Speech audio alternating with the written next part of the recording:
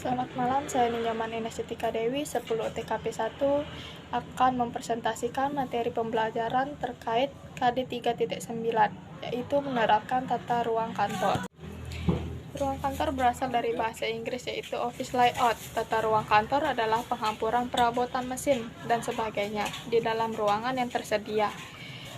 Adapun tujuan dari penataan ruang kantor adalah memberikan kemudahan yang optimum bagi arus komunikasi dan arus kerja, memberikan kondisi kerja yang baik bagi setiap orang, serta memudahkan pengawasan sehingga manajer dapat melihat staf yang sedang bekerja. Dr.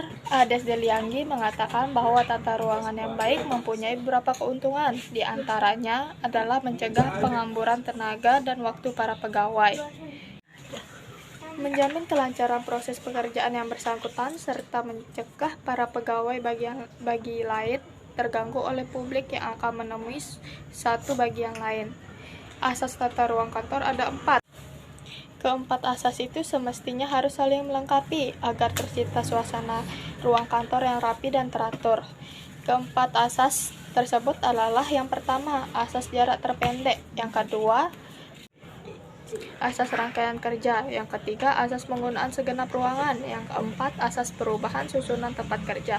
Bentuk-bentuk tata ruang kantor, yang pertama, ada tata ruang tertutup, yaitu satu tata ruang dikatakan terpisah atau tertutup apabila susunan ruang untuk bekerja terbuka dalam beberapa bagian.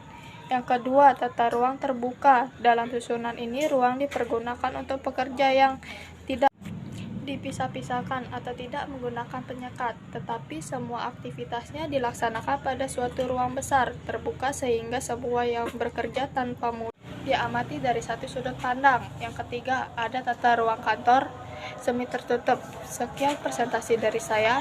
Selamat malam, terima kasih.